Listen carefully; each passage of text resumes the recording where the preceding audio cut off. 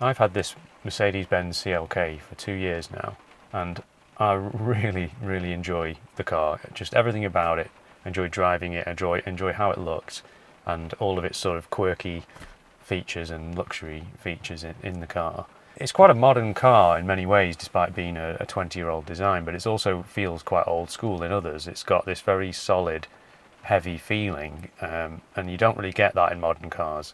A lot of it's down to things like the steering, which is hydraulic rather than electric, and the fact that these doors are absolutely massive, and just, you know, they just feel solid, they feel heavy, and it just feels like an all-round quality luxury car. I picked this car up with 23,000 miles on it, and it was 14 years old at the time, so it had basically done nothing. It had been, I don't know what the previous owner was doing with this car and why they even had it, but it's great for me because it's almost like a new car. I mean, even now it's only got 35,000 miles on it at 16 years old. This is obviously an old, relatively complicated German car, so they're not without their common issues and things to look out for. But it has been, up until now, a pretty reliable car. The thing that went wrong was the instrument cluster in front, which is actually apparently a fairly common issue with the CLK and other Mercedes that use this instrument cluster. That they can have all sorts of weird little problems, like they can go on the fritz and they can go funny colours and bits can go missing. I went to put the indicators on and noticed that they were completely silent, and I was like, that's weird. Looked down at the instrument cluster and the whole thing was off. The car was running absolutely fine. All the lights, I had to get out and check, all the lights were working. The indicators were still working, you just couldn't hear them. But I'd lost everything. I had no speed, no RPM, fuel gauge, didn't know how much fuel I had, didn't know what the temperature of the engine was, I didn't know how many, I didn't know any information in the settings, the clock, the trip computer, nothing, all gone. And I thought, uh-oh, this isn't good. It's not going to be a very useful car without that. Initially, I just thought, oh, maybe it's tripped a fuse, so I'll check the fuses and see if it's that. First of all, I couldn't find where the fuse box was, but you have to open the door. You can then open it from the end of the dashboard, which is a strange place to have it. It does come with a cute little bit of paper that shows you where all the fuses are, what they do, and so on. So it was easy to figure out. I then tried my little OBD reader. It's just like a little scanner. You have to Bluetooth it to your phone because it's not got a screen on it or anything. But that'll tell you any faults with that the ECU has picked up. But the problem with these Mercs is that they run on a different system called the STAR system. You can't pick up all of the faults with that basic OBD scanner. You need to go to like a specialist or a Mercedes dealer, and they can plug their expensive laptop in and tell you what the issue is. So, of course, my OBD scanner didn't pick anything up. So I tried absolutely nothing, and I was all out of ideas. Well, I found a specialist that I've not used before called Mercs in Cheshire, and they are really good actually. I'd highly recommend them if you're in the northwest sort of area. First of all, they diagnosed that the instrument cluster was completely dead. They basically took it out. They gave me the car back, so I was driving around with basically just a wire sticking out of the dashboard, and then they sent that off and to a company that could repair it, which they did very quickly.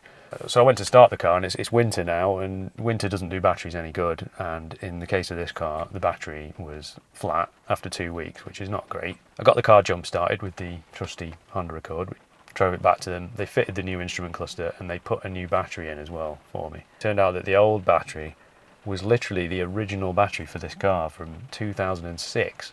So I didn't think they could last that long, if I'm honest. I don't know if anyone else has ever had a battery last longer than that. Fortunately, these CLKs, they only have one battery. A lot of Mercs have two. They have one for the usual stuff, the engine and the ancillaries, and then they've got another one for all the other stuff, like the complicated infotainment and computers and stuff, which means in the end, the whole cost for this repair, like it was amazing, really. The instrument cluster cost just £60. Take out, send off, fix, and then put back, which is crazy. New battery costs like £100. It also needed an MOT. The MOT's been done, and it has a couple of little suspension issues, which I'll just put up on the screen. They're going to get done at the next service. They're not absolutely critical. I'm not doing huge miles in this car.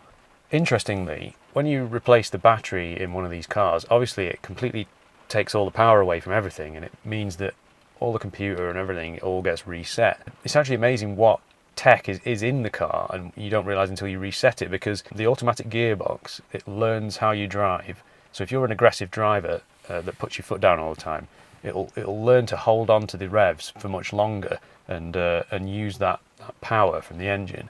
But if you're someone who likes to just kind of drive a lot more sort of laid back, you know, like I do, it also can adapt to that, and it basically just will move through the gears much more quickly. It basically does it once when you first sort of drive the car for half an hour. Now, it's never been reset while I've had it, so it was just doing whatever it was doing, which was kind of holding on to the revs for quite a long time, and I'd be, you know, I don't like that. It's like you're setting off 5 miles an hour, 10 miles an hour, and the RPM's going up to like 3,000.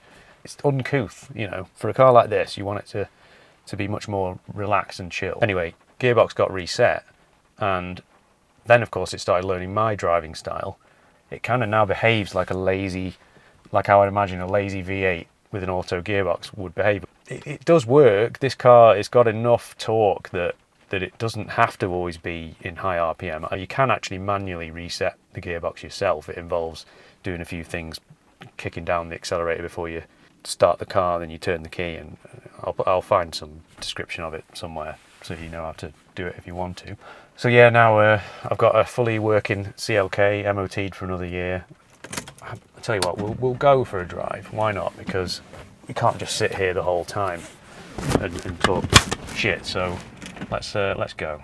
And, I mean, I said it in my initial review of this car. You never really feel like you're in a hurry to get anywhere. I mean, it might be the fact that this is the Kompressor 200. It's not a fast car, but you feel fairly chill. Like there's a guy just trying to get in here, and it's like, oh, I think I'm in fourth now at 23 miles an hour. Yeah, that's it. It's driving like a taxi driver trying to save fuel. It's brilliant. So I'd like to just take this opportunity to say thank you to everybody who's ever subscribed to this channel, ever watched a video, ever liked a video. If you're watching now, thank you. Especially if you've lent me a car, thank you so much. This channel obviously couldn't be what it is without you, so that is always massively appreciated. If you do want to see your car on this channel, if you want to see what I think about it, then please get in touch. Email, Facebook, Instagram. hello@jjoncars is the email. Obviously there'll be loads more things to come in the new year. This is the last video for 2022. If you want to see the 18-month report on this car, which is basically everything that I'd spent on this car up until I'd had it for that long, please do click up there. And thank you very much for watching, and I'll see you in the new year.